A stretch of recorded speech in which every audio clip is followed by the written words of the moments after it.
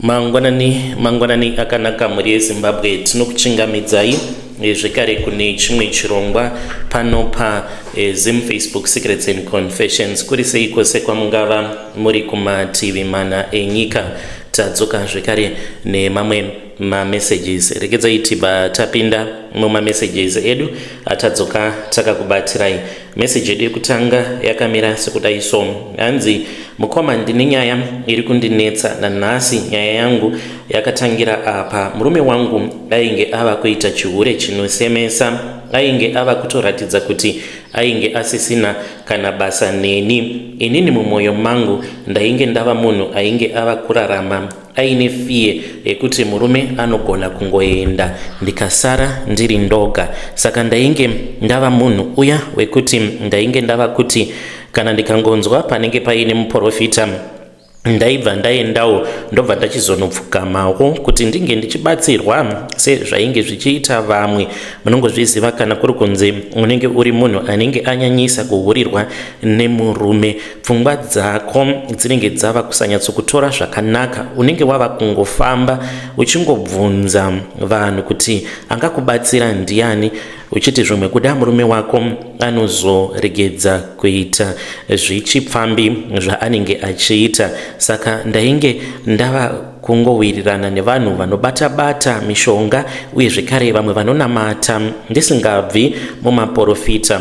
Mukufamba kwandainge ndava kuita ndakazoenda kune vamwe madzibaba avo vekwamurehwa senda. Madzibaba ava ndainge ndavanzwa nembiri nemumwe musikana watinotamba naye raundi yemagroceries kuno kumaraini kwedu. Saka semunhu aida imba yake handina kuita mazuva akawanda ndakabva ndaenda kwamurehwa kuti ndinoona madzibaba vaya zveshuwa. Madzibaba ndakavaona asi handina chiprofita chandakawana chakaunza mufaro wangu. Vakatanga kundiudza kuti murume wako ari kuda kuroora mumwe mukadzi. Handina kuzviramba nekuti murume wangu ainge agara ari pfambi. Saka ndakati madzibaba vainge vaona. Madzibaba ava vapedza kundiprofita vakandipa dombo remunamato vakanditi ndinoenda kunogeza nharo for 6 days. Kana ndichinge ndapedza kugeza ndodzoka nharo. Asi ndakabva ndapiwa mhiko dzandakapiwa dzainge dziri dzekuti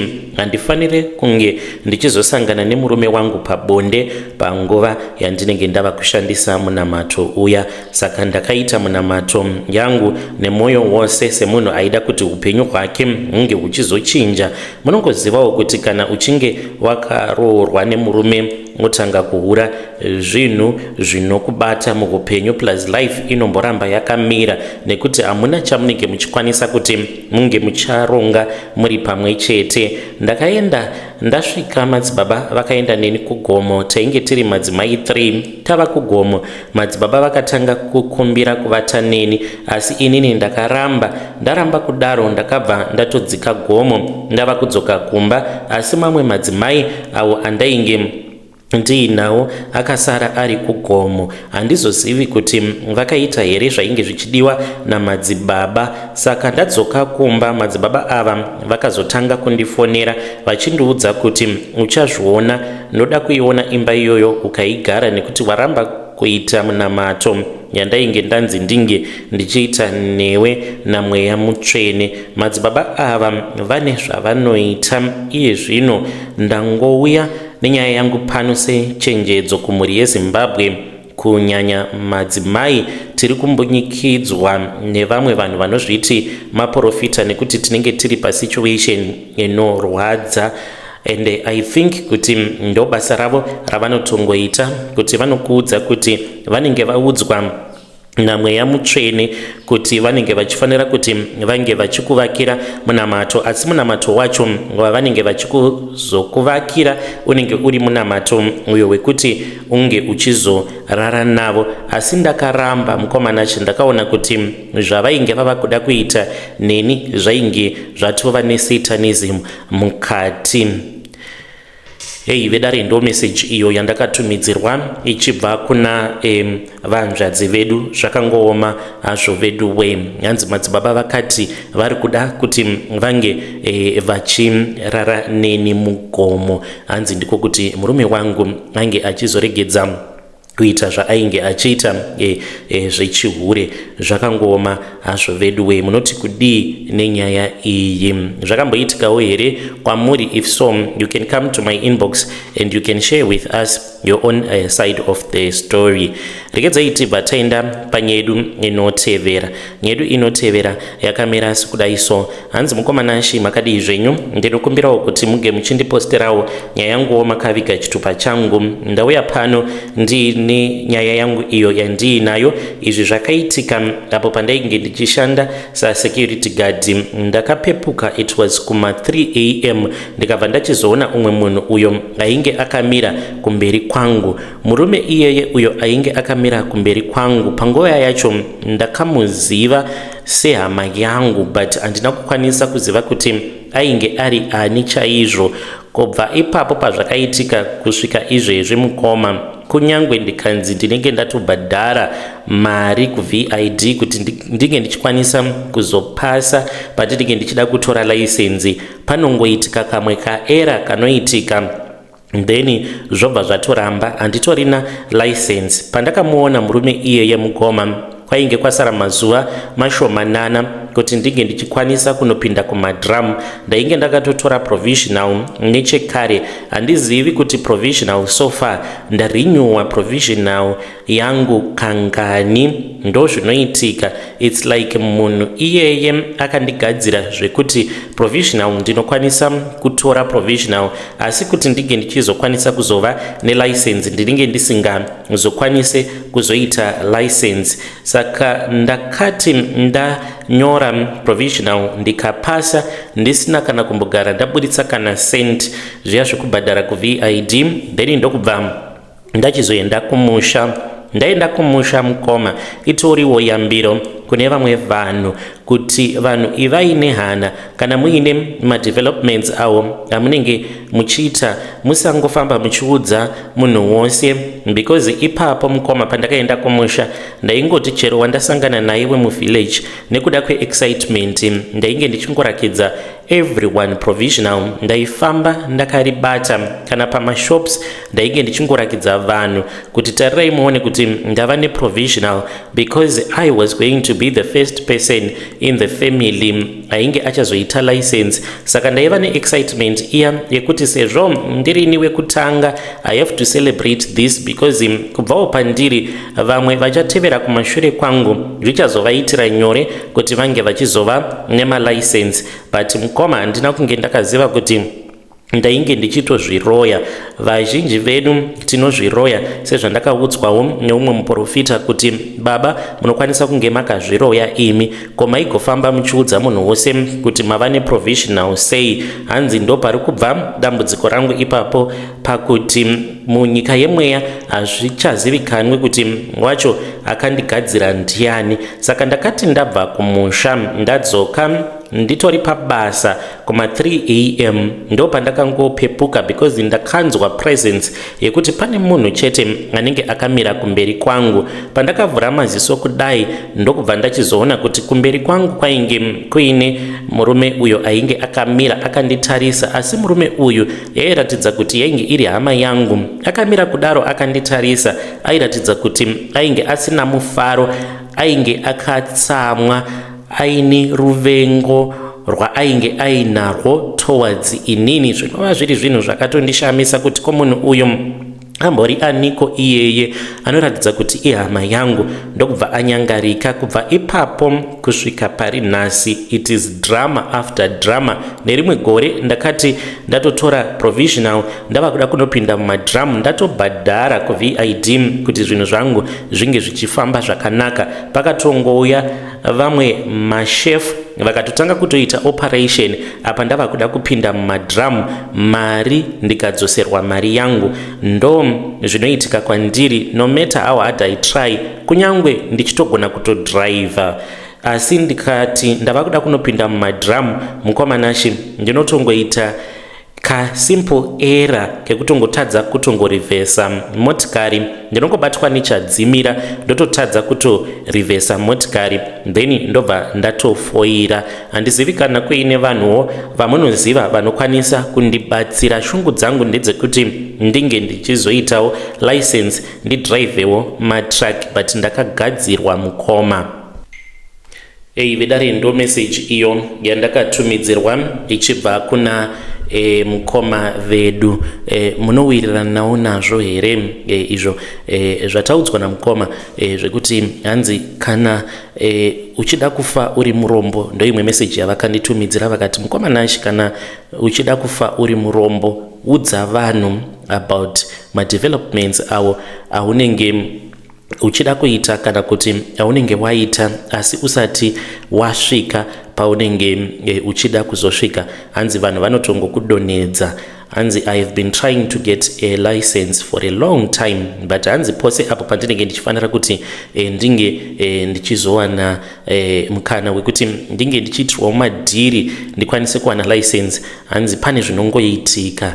Hanzi pane munhu anenge akandigadzira chete asi vakazviroya nekuti vaifamba vachingoudza munhu wose village rose kuti ndava neprovisional, faraiwo neni manje ndinenge ndava nelicense.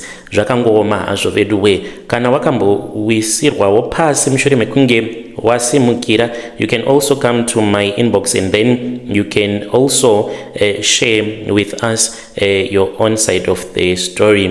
Regedzai tibva taenda panyedu inotevera. Nyedu inotevera yakamira sekudai so.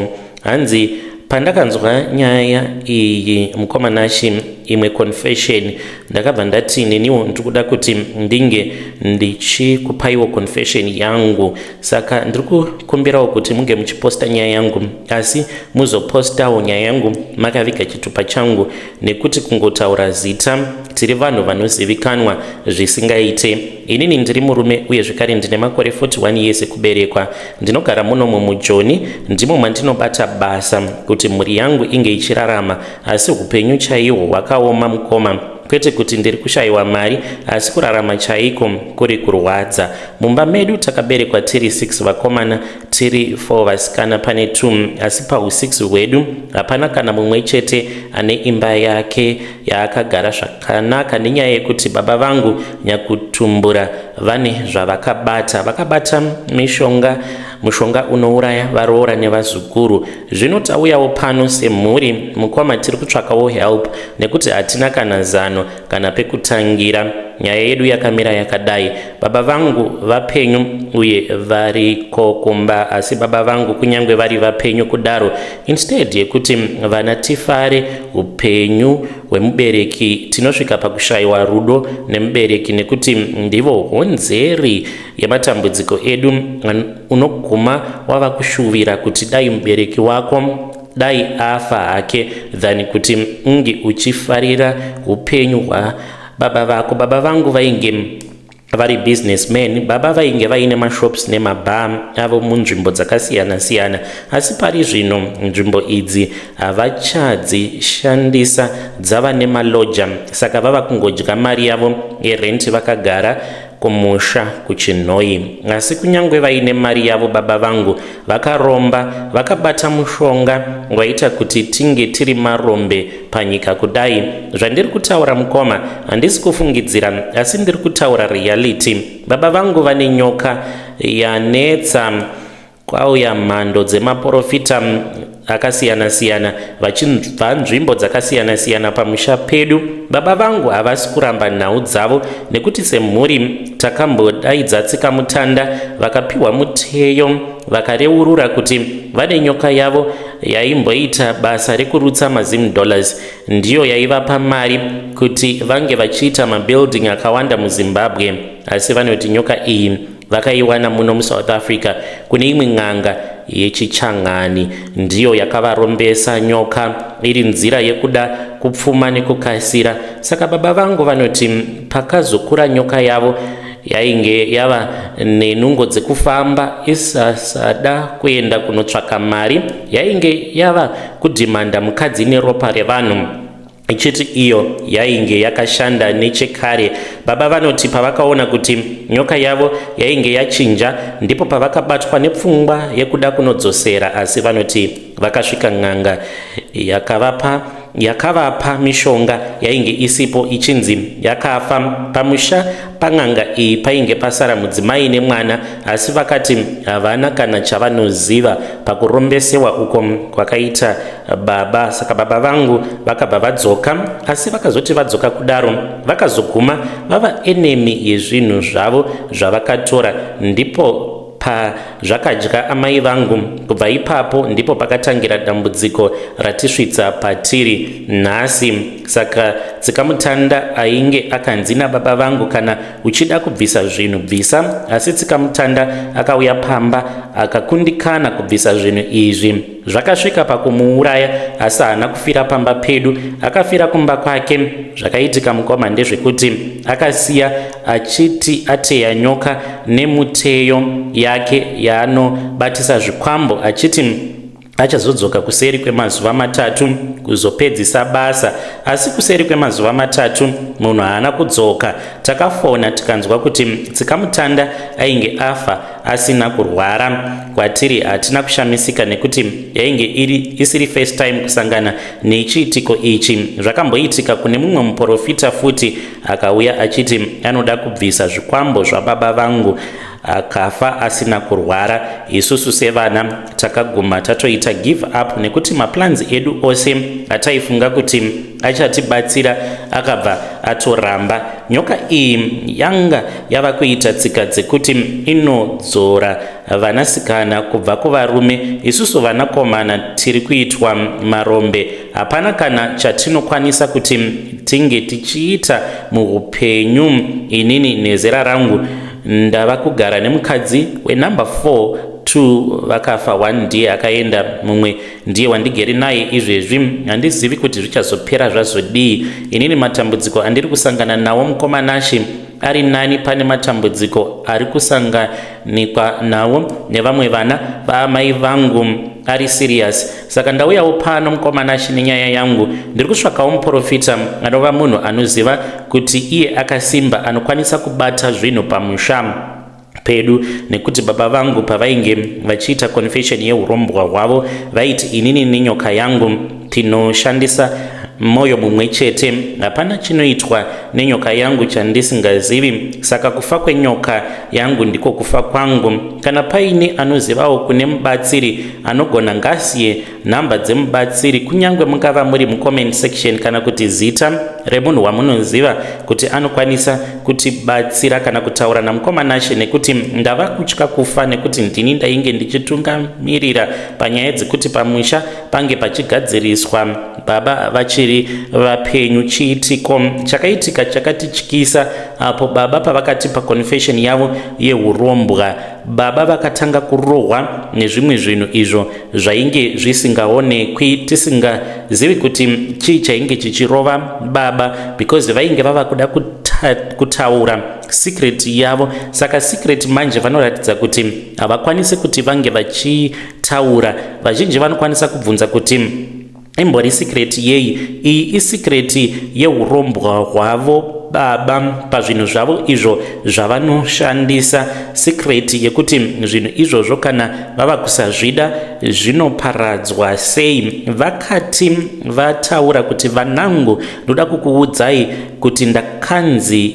kuti ndinge ndichizozvipatsanura mwoyo wangu kubva pachirombo changu ichi, ndinofanira kuti ndinge ndokubva vatogumira ipapo. Vakatanga kuchema, vakakumbira peni nepepa. Vainge vava kuda kuti vange vachiita zvekunyora pasi.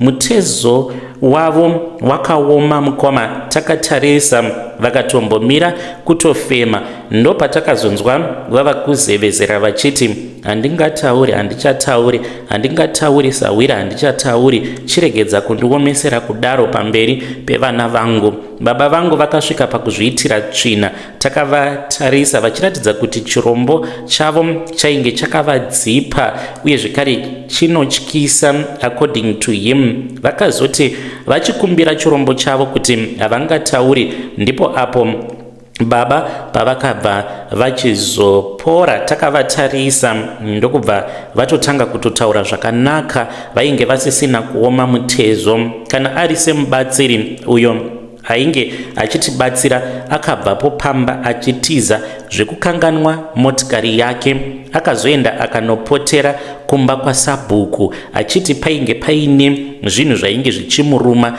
but ainge asingamboiti sekunge munhu ari kurumwa. Hamenewo kuti chii chaakaona chakaita kuti ange achisiya motikari. Vedare ndo message iyo yandakatumidzirwa ichibva kuna mukoma vedu. Zvakangooma hazvo vedu we, hanzi munhu ainge achivabatsira, hanzi ainge ari n'anga like tsikamutanda, uye zvekare achibatsira nenzira dzekumasowe, hanzi akatiza akakanganwa motikari. Just imagine kuti ainge aona chii chingazokonzeresa kuti munhu ange achizotiza then obva achizokanganwa motikari. Zvakangooma hazvo vedu we, hanzi baba pavainge vachida kutaura, because hanzi pane secret iripo iyo yekuparadza nyoka, but hanzi vakati vachida kutaura ndokubva vachizooma mutezo, vakazokumbira ruregerero vakati sawira handichatauri ndanyarara, chiregedza kundidaro pamberi pevana vangu. Hanzi baba vakasvika pakuita tsvina nekuda kwekuti vainge vachiratidza kuti vari kutya zvinhu zvavari kuona. Zvakangooma hazvo vedu we, ngatitaurei navo mucomment section. Mukoma vedu ava kana muine munhu wamunoziva anokwanisa kuvabatsira, you can also write the numbers in the comment section. Pane chirongwa chimwe chiya chatakaita chedudziro dzehope, should we continue with that? Ndakaona kuti pane vamwe vakati ichi chirongwa ichi tisi kuchifarira, regai nditsvake comment so that I can read that comment nekukasika. Alright, saka pane vamwe handizivi kuti ndevahanzvadzere kana kuti ndemukoma vedu vakati mukomana achimisai solution echipostori nehun'anga awo toziva kuti solution ndiJesu, just not ma concoction ese ayo. Vapedza vobva vati kuna Mwari vapinda papi. So ndo imwe comment iyo yandakaona iripo pa episode yacho yatakaposta kuZim Confessions back up. So handizivi kuti toramba tichienderera mberi nechirongwa ichocho. Maybe you can vote in the comment section.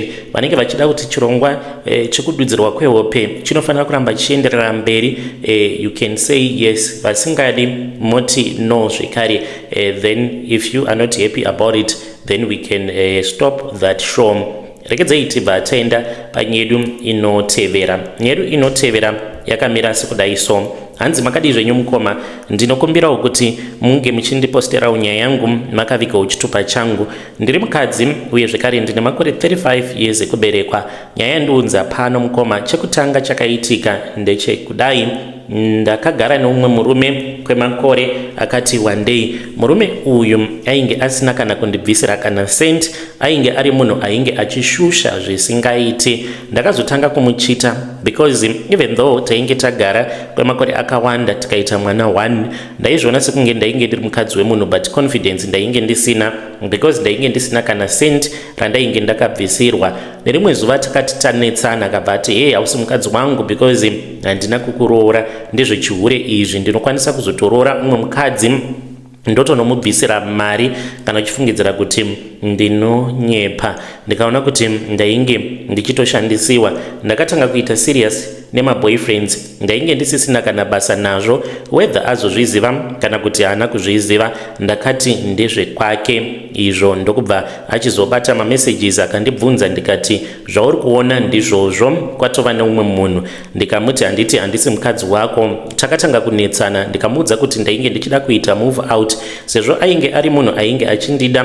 He did not want to give up on me. Ndikati ndezvekwako, kana uchida kugara neni unogara neni, but I'm not going to be loyal to you. Takaramba takagara tiri tose, achiti ngatigarire mwana. Ndikati iripo. Ndaitopota ndichitobuda ndichitoenda kunorara nemaboyfriends angu. Zvainge zviri zvinhu zvainge zvichimurwadza. The day raakazondiwanikidza red handed nditori nechikomba mumotikari, ndopaakabva achizorwadziwa. Akangobva paainge andibata ndiine chikomba ndikangomuti ngazviende, akanditi ndikuenda kunozviuraya. Ndakafungidzira kuti maybe ainge achinyepa, ndikati hakuna munhu anongozviuraya just like that, asi mukoma handina kunge ndakaziva kuti ainge atobatwa nemhepo yakaipa. Akati abva pandiri ndokubva achizoenda kushedi because tainge tichigara mumaprazi, ndokubva achizonozvisungirira. Mutumbi wake ukaonekwa akazvisungirira. Lucky enough hakuna munhu ainge achizviziva kuti tainge tabva mukunetsana.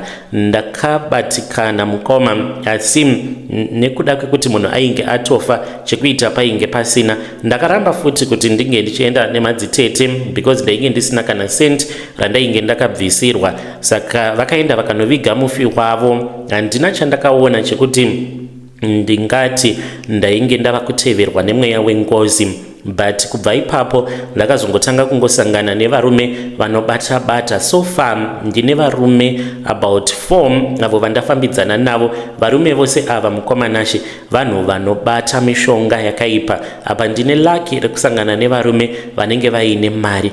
Nyaya yenumber 2 yandoda kukuudzai, murume umwe uyo wandakambodanana naye, uyo ainge aine shopu yake. Murume iye yemukoma ainge ari wekubulawayo, aifamba nedehenya remunhu mubhuti remotikari. Saka ndakasangana naye mumesina auya kuzohodha. Ainge ava kupota achiuya kuVivo niko kwandainge ndichigara, achitombogara tose. Aindipa mari akatonditengera stand. Saka murume iye yemukoma I discovered kuti aifamba aine dehenya remusoro wemunhu mumotikari make.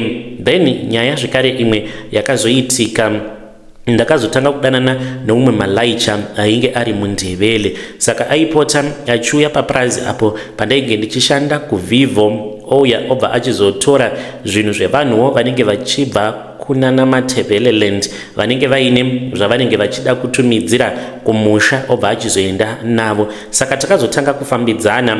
Takazoenda tose this other holiday. Takasimuka muno muSouth Africa, wainge uri musi wa17 December tichiti tikuenda kumusha. Akabva ati tinotanga tamboita business first, tichatanga taenda kubulawayo tunosiya zvinhu zvevanhu, then tobva tachizoenda kumusha kwedu kumasvingo. Ndikati aiwa zvakanaka idedi. Then ndokubva tachizosimuka takananga kuZimbabwe. Chakandishamisa mukoma ndechekuti takati tasvika mubulawayo, it was about 20 kilometers before Bulawayo, ndokubva apaka motikari akati ngatimbozorora. It was somewhere kumapast 3 akapaka motikari yake. Apa ini ndainge ndanetawo nekuramba ndakangogarawo mumotikari, asi akati ngatimbozorodza motikari. Semunhuwo ndainge ndisina chandainge ndichiziva about motikari, akangonditi injini iri kuhita ngatimbozorora. Then ndokubva achizoti chihandei. It was somewhere kumapast 7 akadriver motikari mukoma tikaenda kumakuva. Tasvika kumakuva akabva avhura tende akabuditsa chisaga chainge chiine grocery. Mainge muine 5 liters yemafuta, 2 kg yerice basmati rice, crate remazai, uye zvekare nemacandles, uye zvekare netsono dzainge dzakawanda kuda dzaitosvika kuma100. Uye ainge akatenga neshinda iya yekurukisa madhoiri, ndokubva achizoisa pamusoro peguva. Akati aisa zvinhu izvozvo pamusoro peguva pakabaka moto. Hana yainge yongorova mukoma because ndainge ndakapfugama pasaiti naye. Akati kana ukaramba uri mumotikari unokwanisa kuzoona zvinhu zvinokutyisa, pfugama pasaiti neni. Ndainge ndakaita wekubata ndichitya. Pakati papfuta moto kudaro ndakaona face yemukadzi yakabuda muguva, then ndokubva yadzokera zvekare muguva. Ndokubva moto uya wachizodzima, akabva achizotanga kutaura nechiNdebele achiti zvaita zvinotendwa. Patakadzokera mumotikari ndakashamisika because ndakaona kuti pamasiti painge paine mari kubva pasiti rake iye nepasiti randainge ndakagara nekumasiti ekumashure because yainge iri double cab. Pese panogara vanhu painge pakaiswa mabundle emari ari maUS dollars. Akaitora akanditi verenga, ndikatya ndikati handidi kana kuibata, ndokubva achizoisa muchibhegi. Takazoti tadzoka kuno kumukoma ndakabva ndangosiya basa ndikazouya kuno kuPretoria kwandava kugara. Akanditsvaka kwenguva yakareba asi ndainge ndisingachadi kutaura naye. Ndo maspiritual encounters wo awo andakasangana nawo. Kana mukapostawo nyaya yangu mozondisivisa, ndichange ndichizoteverera ndiri mucomment section. Vedare ndo message iyo yandakatumidzirwa ichibva kuna vanzvadzi vedu. Zvakangooma hazvo vedu weyo pakaipa hanzi ndiri munhu anongosangana nevanhu vakaromba chete, kunosiya grocery paguva hanzi ndokubva vachizowana mari iri mumotikari. Let us try to talk about this in the comment section. Ngatisanganei zvekare mune zvimwe zvirongwa zvinotevera.